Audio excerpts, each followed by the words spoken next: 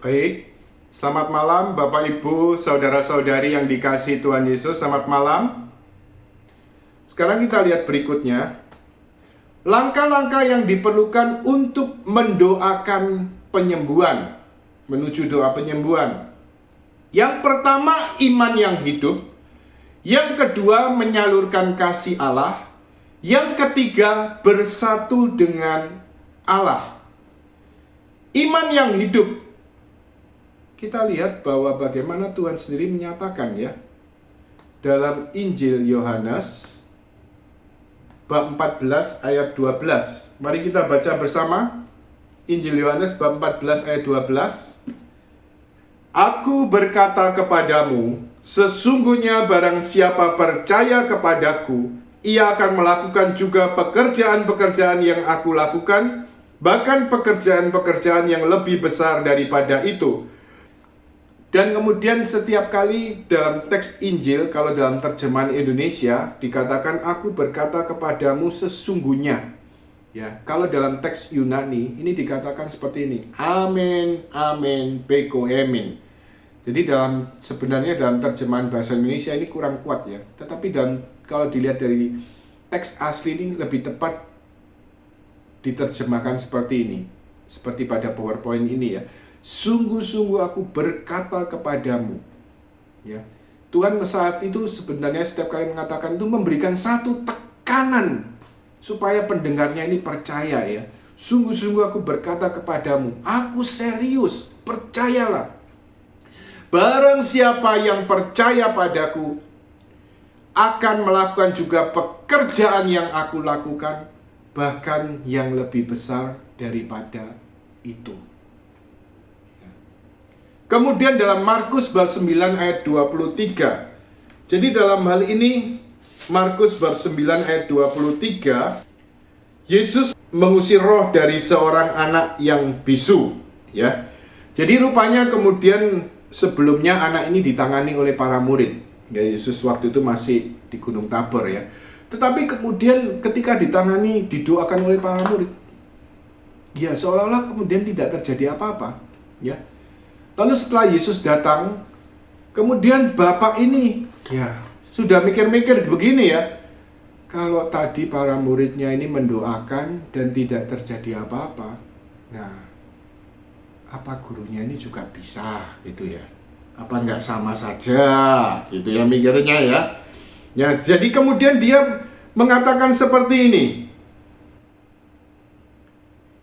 Ya, jadi dalam Markus bab 9 ayat 21. Ya. Lalu Yesus bertanya kepada ayah anak itu, "Sudah berapa lama ia mengalami ini?" Jawabnya, "Sejak masa kecilnya, dan seringkali roh itu menyeretnya ke dalam api ataupun ke dalam air untuk membinasakannya. Sebab itu jika engkau dapat berbuat sesuatu, tolonglah kami dan kasihanilah kami." Ayat 23. Jawab Yesus, "Katamu jika engkau dapat, tidak ada yang mustahil bagi orang yang percaya." Jadi bapak ini sebenarnya sudah ragu-ragu. Kalau engkau dapat melakukan sesuatu, ya, kalau engkau dapat melakukan sesuatu, maka tolong kami dan kasihanilah kami. Dan apa reaksi Yesus? Katamu jika engkau dapat, tidak ada yang mustahil bagi orang percaya. Yesus menghendaki iman. Iman yang hidup, iman yang percaya. Mari kita baca juga dalam Markus bab 11 ayat 22 sampai 24. Kita baca bersama-sama dari PowerPoint ini. Percayalah kepada Allah. Aku berkata kepadamu, sesungguhnya barang siapa berkata kepada gunung ini, beranjaklah dan tercampaklah ke dalam laut, asal tidak bimbang hatinya, tetapi percaya bahwa apa yang dikatakannya akan terjadi, maka hal itu akan terjadi baginya.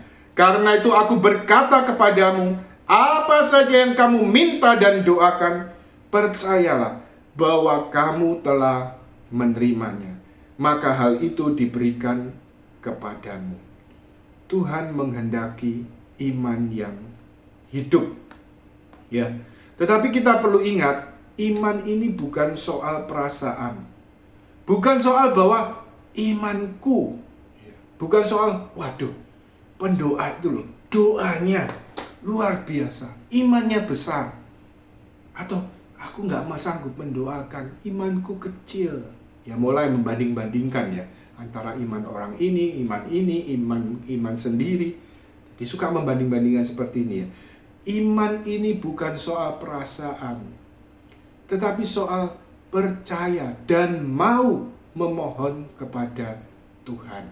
Percaya pada Tuhan bahwa Dia yang sanggup menyembuhkan, Dia yang sanggup membebaskan, Dia yang sanggup menolong.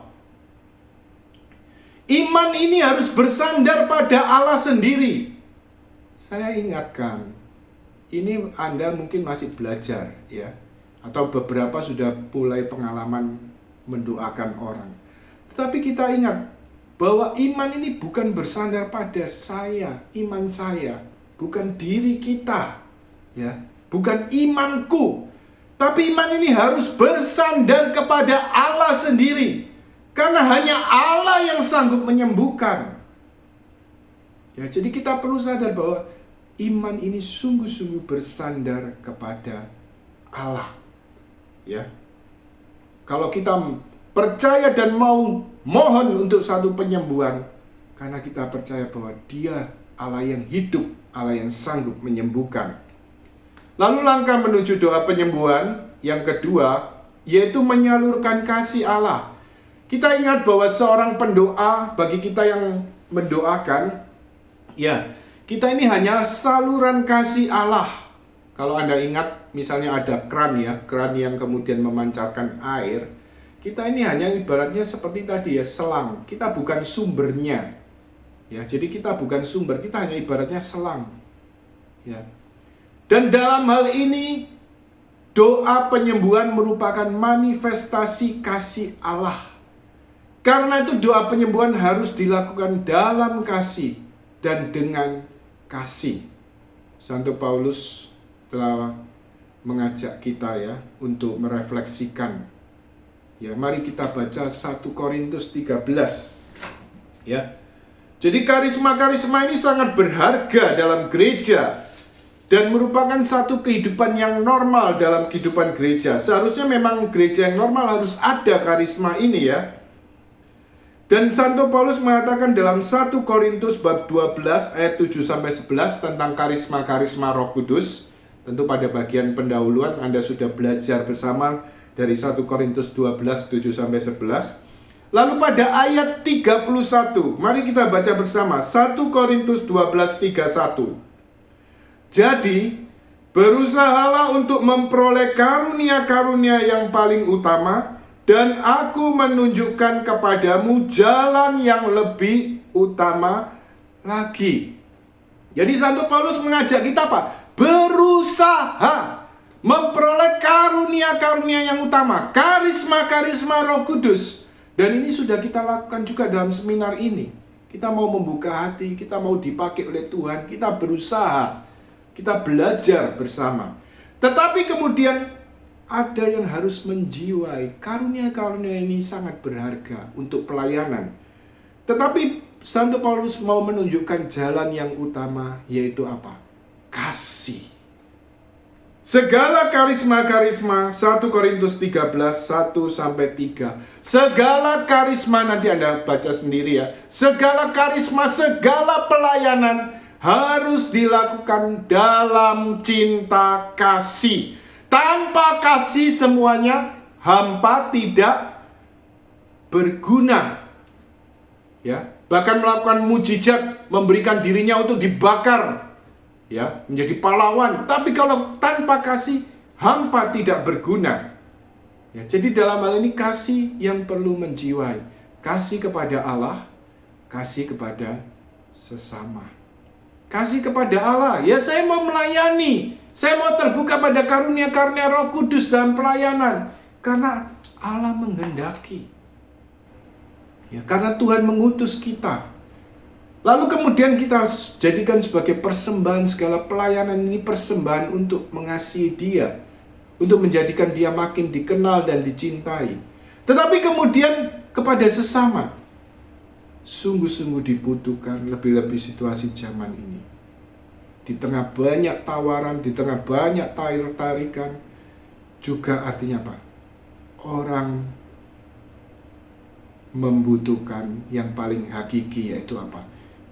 Injil Tuhan kita, Yesus Kristus. Injil warta gembira Tuhan kita Yesus Kristus. Orang membutuhkan kasih Allah yang melampaui segala pengertian. Kalau kita sudah boleh mengalami, maka kita juga rindu supaya orang lain mengalami kasih Allah itu, kasih Tuhan itu. Jadi dalam hal ini dasarnya adalah kasih, menyalurkan kasih Allah. Maka pendoa yang ideal adalah orang yang penuh kasih, tidak merasa perlu membuktikan sesuatu atau mengkonfirmasikan diri atau untuk mencari hasil atau prestasi tertentu. Lihat nih orang tak doa itu loh, langsung resting, belum tak pegang, atau kemudian kalau doakan ini loh tanganku getar-getar. Waduh, padahal getar-getar ini kadang-kadang bisa sebabnya macam-macam ya. Ya, jadi artinya belum stabil secara emosional ya, belum terkontrol. Atau orang masuk konsentrasi yang dalam, tangannya juga bisa getar-getar ya. Ya, jadi ini bukan satu tanda ya bahwa waduh aliran Roh Kudus. Jadi bukan satu tanda waduh ini benar-benar kuasa Roh Kudusnya hebat, bukan ya. Jadi intinya apa? Seorang pendoa tidak perlu mencari ya pengakuan orang, tetapi yang penting kita cari artinya apa?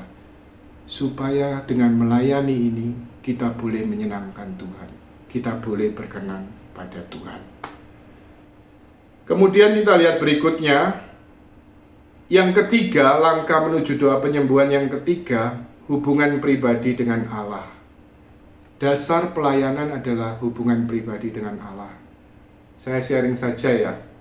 Tadi pagi, ya memang saya lupa ngecas HP karena tadi pagi sudah bangun 4:30 kok rasanya nggak bisa tidur, lalu saya pakai ngedit channel YouTube Jalan Doa begitu ya. Nah, ngedit channel YouTube Jalan Doa ini, lalu kemudian ya selama pandemi ini ya saya merasa digerakkan oleh Tuhan, merasa tergerak untuk kemudian melayani juga melalui pengajaran di channel YouTube Jalan Doa ya. Lebih kemudian juga dalam hubungan kehidupan doa dan kemudian juga berkaitan karisma dan sebagainya. Nah, tapi kemudian sampai kemudian saya lupa untuk ngecas. Saya pikir ya sudah, saya sekarang harus segera ngantarkan cateringnya istri sampai toko. Saya pikir kemudian tinggal ngecas, kan sebentar saja sudah penuh. Lalu kemudian ternyata apa? Ternyata saya berangkat dari rumah sampai kemudian ke toko. Listrik satu Sidoarjo ini hampir padam semua ya. Padamnya merata. Waduh, padahal saya perlu untuk mengantarkan catering istri saya ini perlu Google Map. Karena kadang-kadang alamat di Surabaya sulit. Dan kemudian artinya apa? Ya, saya tahu-tahu mati. Waduh, saya perlu Google Map. Caranya gimana? Di tengah perjalanan akhirnya saya kemudian ya saya akhirnya terpikir untuk mampir ke gereja. Saya doa sekalian kemudian ya maaf ngecas ya, cari colokan untuk ngecas begitu ya. Nah, tapi kemudian artinya apa? Sambil kemudian ngecas, tapi saya kemudian sambil doa untuk seminar ini dan sebagainya. Tiba-tiba saya teringat ya, lah kalau HP saja ini loh ya, perlu, kalau kemudian sudah lowbat bahkan mati, perlu dicas. Nah, demikian juga kita para pendoa, orang yang dipakai untuk mendoakan, ini juga perlu selalu apa? Seperti HP tadi, kalau sudah mulai lowbat perlu apa? Dicas. Ya. Jangan lupa untuk mengecas. Semakin kita dipakai Tuhan, kita semakin membutuhkan Tuhan. Kita semakin bergantung pada Tuhan. Kita perlu sungguh-sungguh menjalin hubungan pribadi dengan Tuhan. Ya. Ini sebagai dasar pelayanan apapun, ya. Lalu kapan harus berdoa? Ya, kita tidak perlu pasang iklan atau di Facebook atau di sosial media, saya melayani doa. Waduh, tidak perlu pasang iklan seperti itu ya. Jadi kalau ada muncul yang aneh-aneh begitu, artinya apa ya? Jangan sampai bilang, oh ini karena pengajaran pada workshop lalu. Tidak pernah diajarkan ya. Tidak pernah diajarkan ya. Jadi dalam hal ini kita harus ingat secara seimbang. Melayani ini juga secara sehat dan seimbang. Kapan harus berdoa? Kita dapat mendoakan orang bila diminta oleh orang yang sakit. Jadi nggak usah towo-towo, nggak usah tawar-tawar. Ini loh aku mau tak doakan, mau tak doakan, mau tak doakan. Nggak usah ya. Bila diminta orang yang sakit atau keluarganya. Tetapi dengan kalau orang lain yang minta, dengan syarat si sakit sendiri harus mau. Kalau ada orang yang minta didoakan, berarti kita juga boleh dengan tenang, kita boleh yakin bahwa kita berjalan dalam kehendak Tuhan. Ya, untuk mendoakan orang itu. Lalu kemudian yang kedua, bila ada dorongan dari Tuhan. Kalau ada dorongan, ya bukan hal yang mustahil orang didorong untuk mendoakan.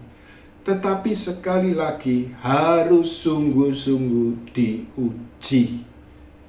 Karena kadang-kadang juga terjadi ekses, ya hal-hal yang ngawur.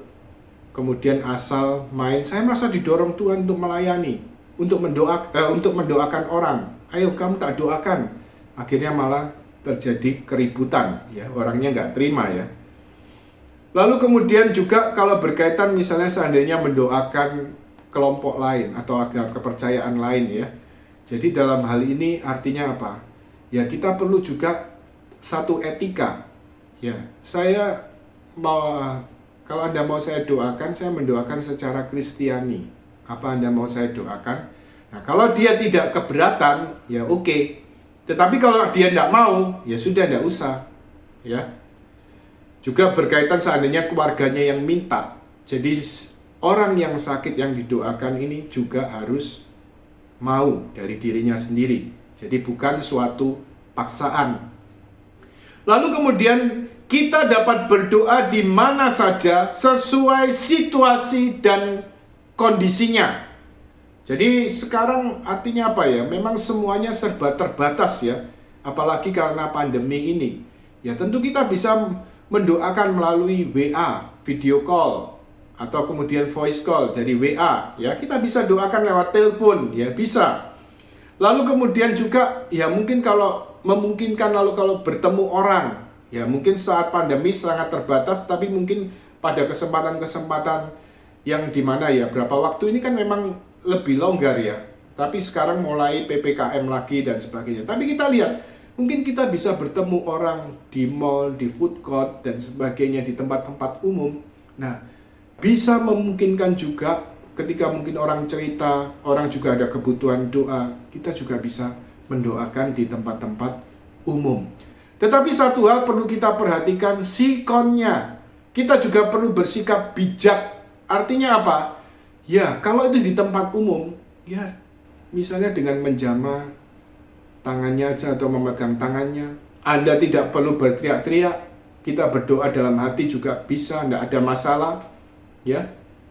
Jadi saya pernah juga punya pengalaman misalnya mendoakan waktu itu misalnya di tempat semacam hall, tempat kayak gelanggang olahraga gitu ya, tempat gelanggang olahraga. Nah kalau mungkin ada di Ayani semacam DBL itu ya, kalau nggak salah DBL ya istilahnya ya. Nah Ayani Surabaya, ya tempat seperti itu. Ya tapi ya sudah, ya kemudian ya duduk aja jejer, lalu kemudian ya tumpangkan tangan. Ya walaupun ada orang, tetapi ya orang tidak tahu kalau kita sedang mendoakan. Ya jadi dalam hal ini kita perlu artinya juga melihat etiketnya, bersikap bijak. Jadi jangan sampai di pasar, di food court, lalu ada teriak, dalam nama Yesus sembuhlah kamu. Waduh, pasti orang sekitar langsung noleh, iki wong aneh-aneh, wong Kristen iki aneh-aneh ya. Dan sebagainya gitu ya. Ya jadi dalam hal ini perlu bijak. Nah, aplikasi dalam doa penyembuhan bisa berkaitan dengan mendoakan orang sakit.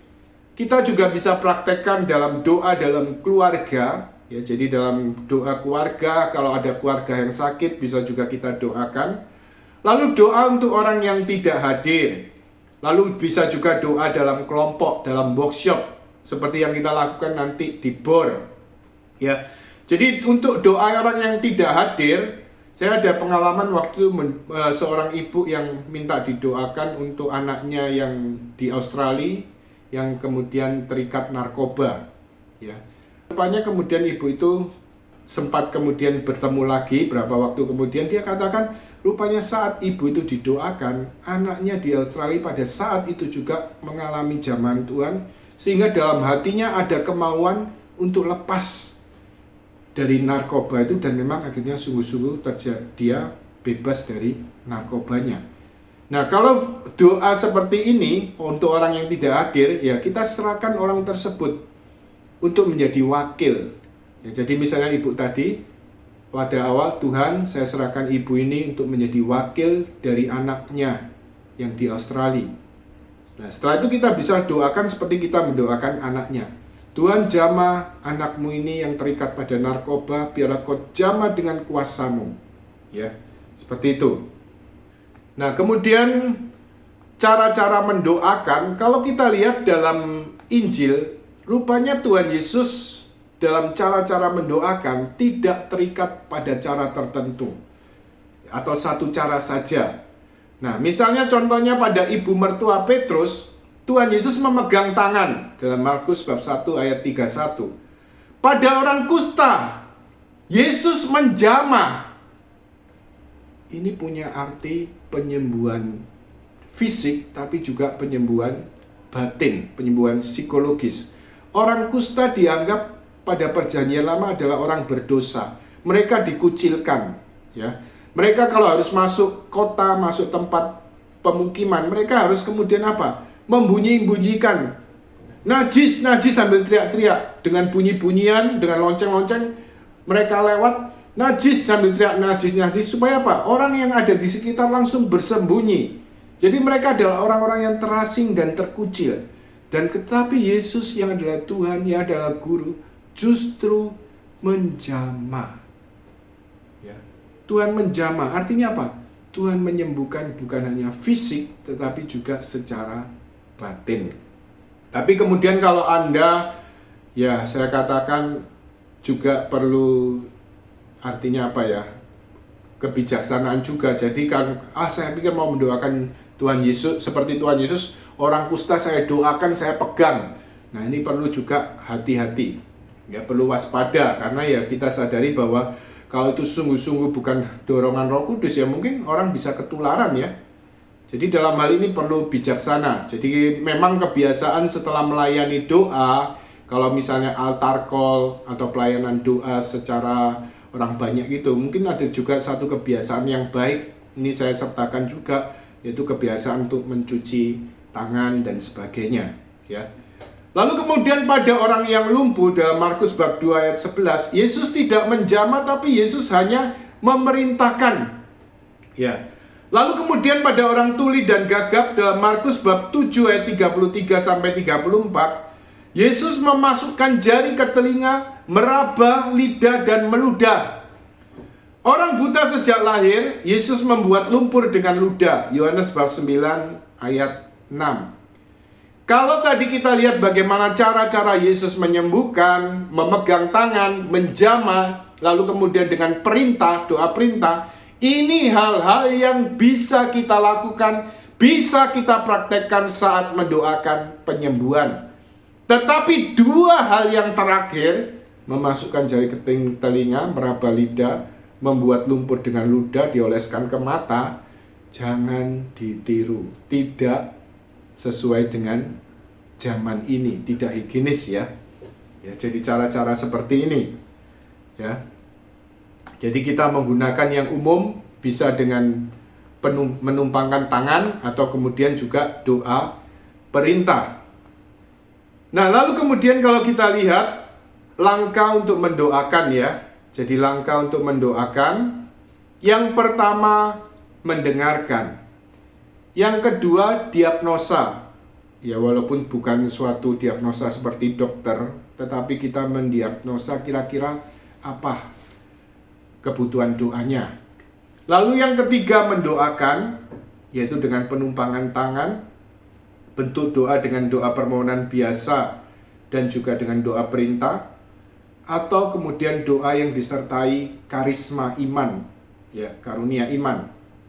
Yang keempat, memperhatikan manifestasi orang yang didoakan. Langkah pertama ketika mendoakan orang perlu yaitu mendengarkan. Para pelayan doa penyembuhan, biasanya ada satu buku tentang doa penyembuhan, selalu dikatakan bahwa kita sebagai pelayan doa penyembuhan, kita harus punya dua telinga.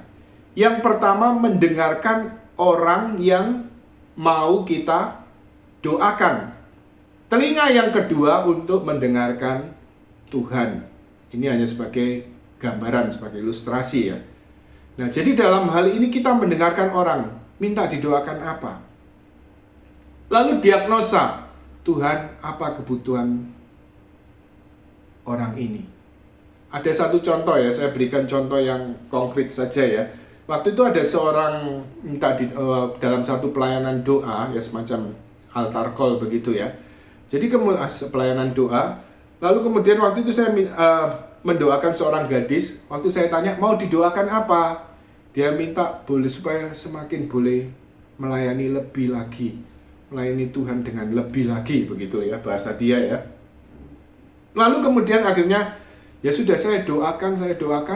Nah, tapi waktu kemudian mendoakan dia, saya merasa dada saya nggak sesek, nggak kenapa-kenapa, kok tiba-tiba nyesek begitu ya. Dan saya ingat kan ada satu manifestasi, satu tanda dari sabda pengetahuan bahwa kita juga bisa mengalami gejala fisik, bisa penglihatan, bisa bentuk suara, bisa juga kata-kata, atau juga bisa juga gejala fisik.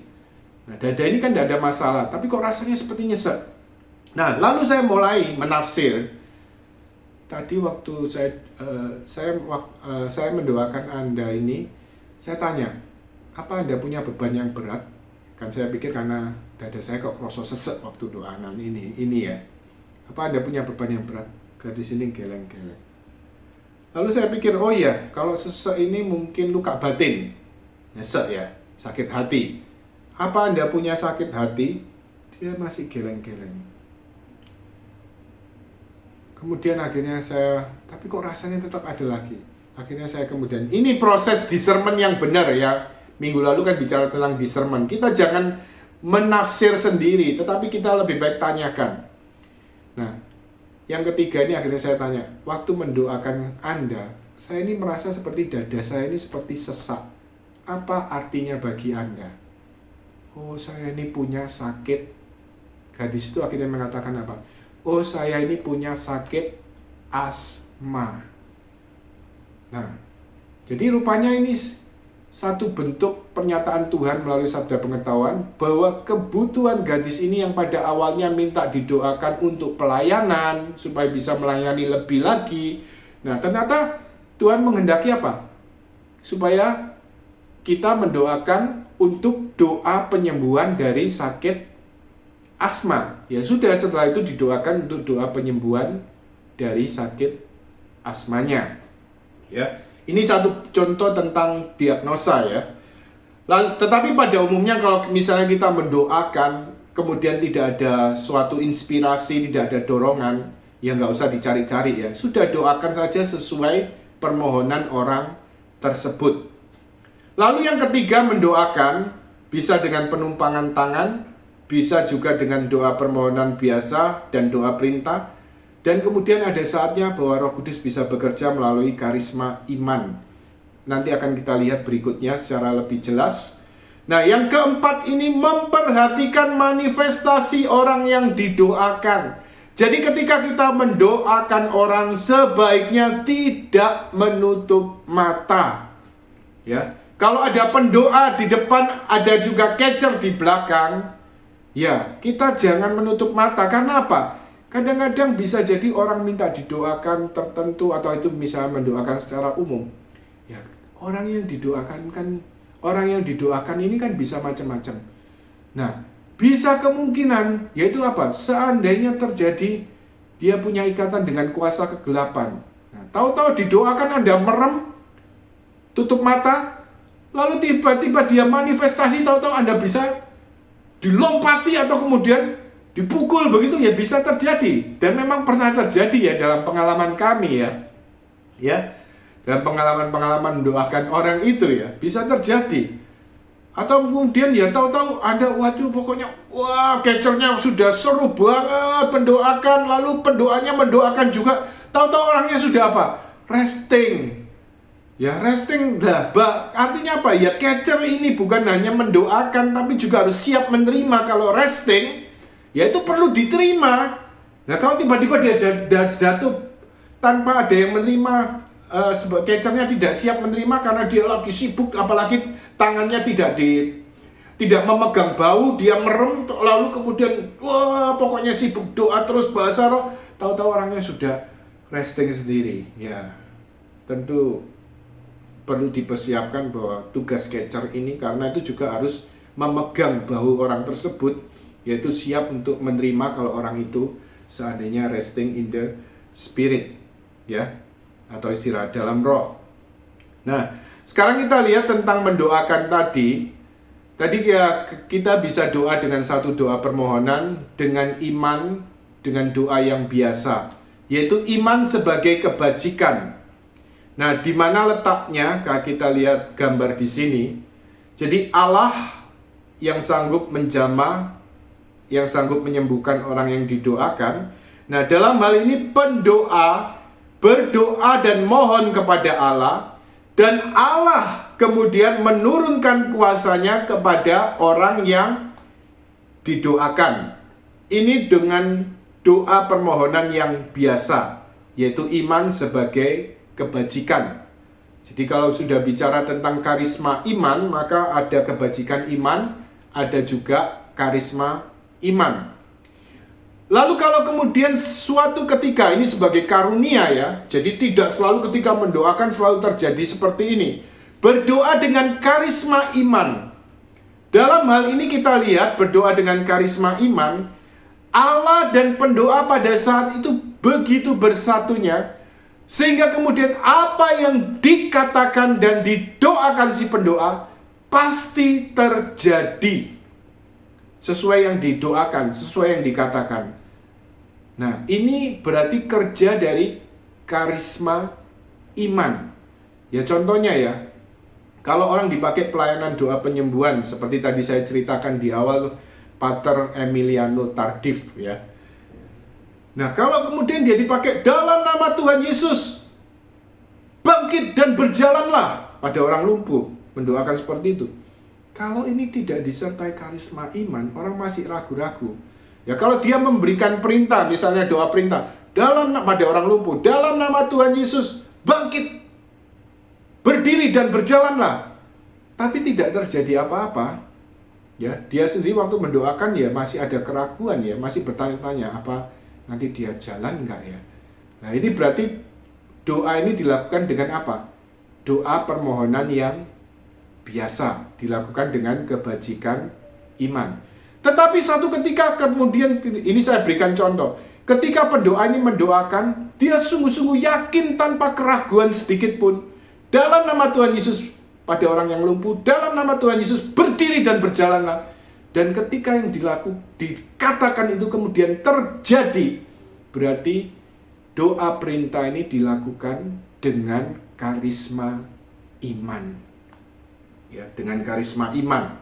Ya, jadi ini untuk membedakan doa dengan doa permohonan biasa, lalu doa dengan karisma iman. Nah, tetapi dua-duanya sama-sama efektif, ya tergantung bagaimana Roh Kudus mengerjakan. Kemudian lama mendoakan, efek doa tidak tergantung dari waktu, walaupun kadang-kadang orang perlu bertekun. Kadang-kadang bisa pendek sekali, kadang-kadang bisa panjang, sesuai dengan situasi dan inspirasi Roh Kudus. Waktu itu saya pernah membawakan, ya diberi tugas untuk memimpin satu workshop karisma penyembuhan. Ya, karena itu memungkinkan, karena itu offline ya. bertemu langsung, waktu itu saya juga ajarkan tentang doa perintah untuk kaki X atau kaki O, begitu ya. Yaitu intinya doa itu memberi perintah dalam nama Yesus pada bagian pinggul. Kalau kaki X, jadi pinggulnya cenderung menutup, kemudian diperintahkan untuk bergerak membuka. Kalau kaki O cenderung membuka, pinggulnya diperintahkan untuk menutup, gitu ya intinya. Nah, tapi dalam waktu itu dalam workshop, nah kemudian di kelompok itu ada kaki X, ada yang kemudian peserta yang kemudian menderita kakinya X. Lalu kemudian orang tersebut datang, lalu kemudian katakan pada saya, ini kelompok saya ada untuk kaki X. Lalu kemudian saya katakan, karena saya bertugas memimpin workshop ya, saya tidak boleh masuk kelompok untuk ikut mendoakan ya. Lalu saya katakan, doakan seperti yang saya ajarkan tadi. Kalau kaki X, doakan pinggulnya supaya bergerak untuk membuka dan kemudian menjadi normal. Lalu kemudian, ya sudah, dia kemudian kembali lagi ke kelompoknya. Lalu kemudian, dan itu cukup lama. Tapi setelah selesai workshop, kemudian dia share, kelompok ini akhirnya maju untuk men-sharingkan. Ternyata apa? Cukup lama dia mendoakan doa perintah dalam nama Yesus supaya pinggul ini membuka, bergerak membuka dan menjadi normal. Terus didoakan dalam nama Yesus supaya sembuh dan pulihlah.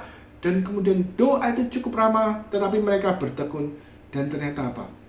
Kaki X tadi kemudian akhirnya menjadi normal. Jadi dari peserta retret yang menderita kaki X tadi, akhirnya kakinya menjadi normal. Puji Tuhan, ya. Jadi kadang-kadang memang bisa pendek, kadang-kadang bisa lama, tergantung dorongan. Kadang-kadang juga bertahap, tidak seketika. Atau mungkin juga Tuhan tidak menjamah secara fisik, tapi Tuhan bisa menyembuhkan secara batin atau rohani. Nah, kemudian tentang penumpangan tangan, seperti yang dikatakan dalam Injil Markus bab 16 ayat 18, mereka akan menumpangkan tangan mereka atas orang sakit dan orang itu akan sembuh. Doa penyembuhan akan sangat dibantu dengan penumpangan tangan. Melalui penumpangan tangan ini kita mau solider dengan orang yang didoakan dan menjadi saluran kasih Allah bagi orang tersebut. Ya, jadi artinya apa? Kita pegang. Ya, karena ibaratnya pendoa ini kan menjadi saluran kasih Tuhan. Kalau kita menumpangkan tangan, bisa kemudian ya, kalau ya bisa di kepala, ya, atau bisa di pundak. Ya, tetapi saya selalu katakan sesuaikan dengan etika ya. Apa yang berlaku mungkin pada kelompok Anda bisa disesuaikan, atau mungkin pegang tangan, atau bisa juga pegang bagian yang sakit. Ya, tetapi ingat ya, kalau bagian yang sakit jangan asal jamah ya. Misalnya kemudian ya kadang-kadang ya kalau para pelayan pendoa ya, apalagi pendoanya mungkin ya dikenal, semakin terkenal, orang asal saja kadang-kadang, saya minta didoakan dari kanker payudara, langsung tangannya diambil kayak ya, kita harus maaf, coba ibu pegang saja payudara Anda, lalu kita bisa pegang bagian bahunya ya. Jadi suruh orang itu memegang sendiri, ibu itu memegang sendiri, lalu bisa pegang pada bagian bau. Jadi ada etiket untuk menumpangkan tangan ya, perlu diperhatikan prinsip kesopanan. Nah, tetapi satu hal, kita melayani dalam kasih ya, kita perlu ingat melayani dalam kasih dan tidak perlu membuktikan diri. Harus dihindari kalau kemudian artinya apa? Mungkin sekarang tidak ada, tapi zaman-zaman saya dulu kuliah mungkin ada ya, pendoa yang cenderung mendorong. Kecernya juga nggak mau kalah, karena berpikir apa? Kalau orang didoakan harus resting. Padahal resting in the spirit ini kan hanya salah satu manifestasi. Tuhan bisa menjamah dalam berbagai cara, berbagai hal ya. Nah, tapi kalau orang pendoa ini sudah pikir kalau didoakan harus resting, maka apa? Pendoa dan kecer kerjasama. Pendoanya dorong, kecernya nuare. Nah, ini sih bukan melayani dalam kasih, bukan menumpangkan tangan menjadi saluran kasih Tuhan. Yang pasti orang didoakan artinya apa? Mangkel. Ya enggak? Benar ya? Jadi jangan lakukan itu. Dorong atau narik, ya jangan sampai lakukan itu. Ya kita perlu etiket dalam pelayanan doa. Nah, kemudian untuk melengkapi penumpangan tangan tadi, ya, kita dapat mendoakan juga dengan doa perintah, seperti juga yang dilakukan Tuhan Yesus pada seorang wanita yang lumpuh sebelah tangannya di bait Allah. Tuhan hanya katakan, ulurkan tanganmu. Ya, tetapi itu Tuhan Yesus katakan dengan kuasanya.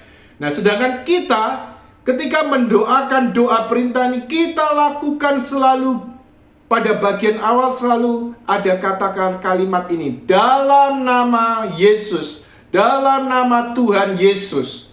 Artinya apa? Kita melakukan dalam otoritas dan kuasa dari Tuhan kita, Yesus Kristus. Melalui doa perintah ini kita dapat memerintahkan supaya penyakit-penyakit menjadi lenyap dan orang menjadi sembuh. Ya memang doa perintah ini harus bedakan. Kadang-kadang asal saja ya. Orang tidak bisa membedakan karena saya pernah dengar sendiri ya. Kadang-kadang hampir sama rata saja.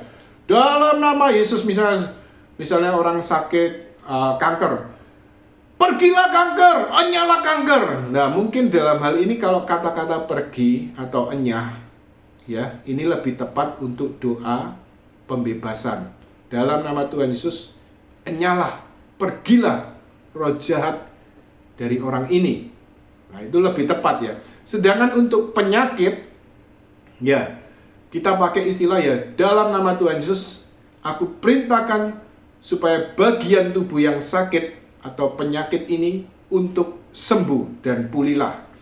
Dalam nama Tuhan Yesus, segala sakit penyakit yang ada dalam dirimu, karena orang minta didoakan macam-macam ya kolesterol, ya macam-macam dan sebagainya. Dalam nama Tuhan Yesus, aku perintahkan pada penyakit-penyakit yang ada dalam dirimu, sembuh dan pulihlah.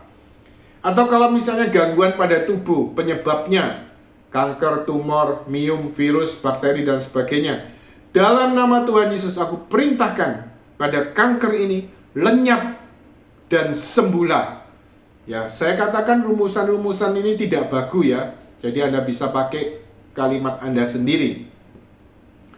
Atau misalnya dalam nama Yesus aku perintahkan kalau organ tubuh yang rusak dan perlu perbaikan, misalnya klep jantung yang kadang-kadang kasus yang sering dijumpai, dalam nama Tuhan Yesus saya perintahkan supaya tumbuhlah klep jantung yang baru dan orang ini menjadi sembuh.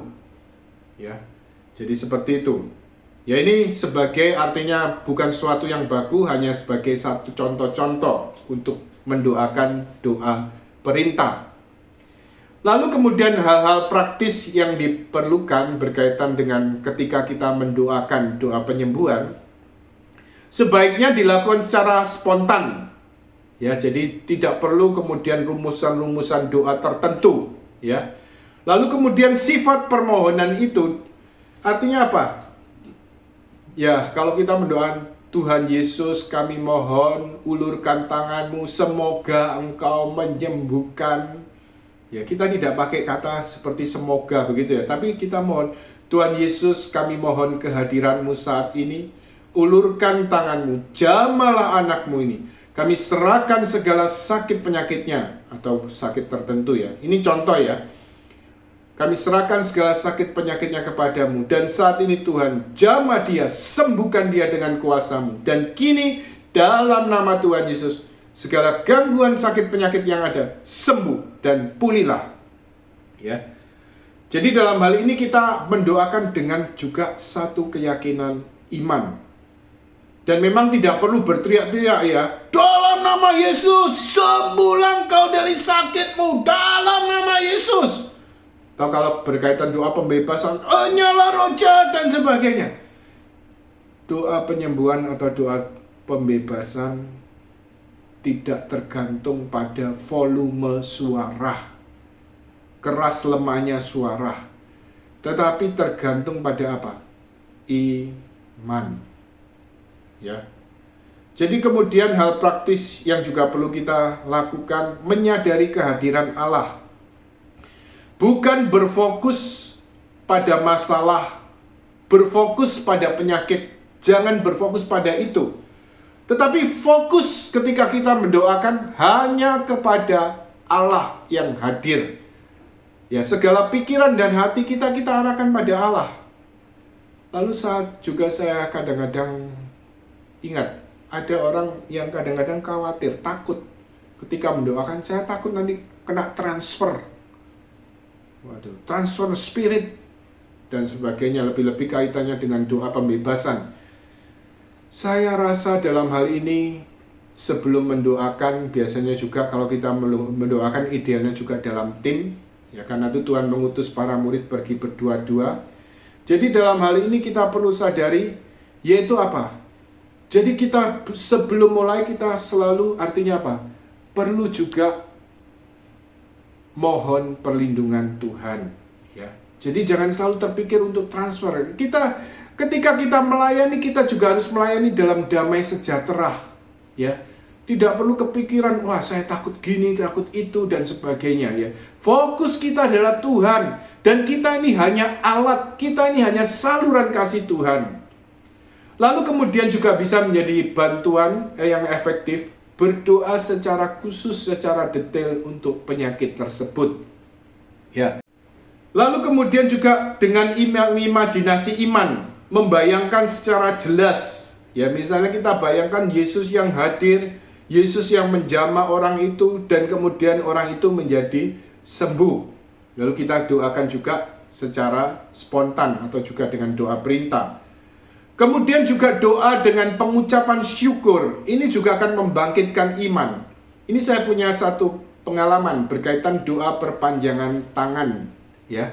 Jadi doa perpanjangan tangan ini sebenarnya lebih untuk kasus-kasus sakit punggung atau pinggang, ya, tetapi memang kesempatan ini karena online memang tidak bisa kita praktekkan, ya. Tetapi kemudian waktu itu kasus ternyata tangannya seringkali karena gangguan punggung atau pinggang, orang kemudian bisa jadi tangannya panjang sebelah atau kakinya panjang sebelah. Ini bukan untuk kasus-kasus karena cacat, ya, bukan. Tetapi untuk karena sakit punggung atau sakit pinggang. Nah, jadi bisa ada cara mengukurnya, lalu didoakan untuk perpanjangan tangan, atau demikian juga kaki untuk perpanjangan kaki. Nah, waktu itu saya mendoakan dan memang ternyata jaraknya cukup jauh, ya. Jadi cukup jauh, ada seorang kemudian yang minta didoakan. Nah, waktu itu kemudian sudah saya doakan bahasa roh, lalu kemudian saya doakan dengan doa perintah untuk perpanjangan tangan, tidak maju-maju. Ya, tapi kemudian tiba-tiba terinspirasi untuk apa? Bersyukur, untuk memuji Tuhan. Ya, mulai saya kemudian, kami bersyukur dan memuji Tuhan, kami memuji-Mu Tuhan, segala pujian, syukur, hormat dan kemuliaan hanya bagi-Mu. Engkau Allah yang kami yang hidup. Nah, sementara saya terus memuji-muji dan terus bersyukur pada Tuhan, tiba-tiba tangan yang panjang sebelah itu tiba-tiba saya dengar sendiri juga kretek. Dari bahunya seperti bunyi seperti itu, kretek, dan akhirnya menjadi sama panjang, dan segala gangguan punggung, sakit punggung yang dia alami kemudian menjadi sembuh. Puji Tuhan, ya. Jadi doa syukur, pujian dan syukur juga artinya apa? Menjadi saluran kuasa dan membangkitkan iman untuk penyembuhan. Ya. Jadi ini beberapa poin yang dapat kita lihat berkaitan dengan doa penyembuhan.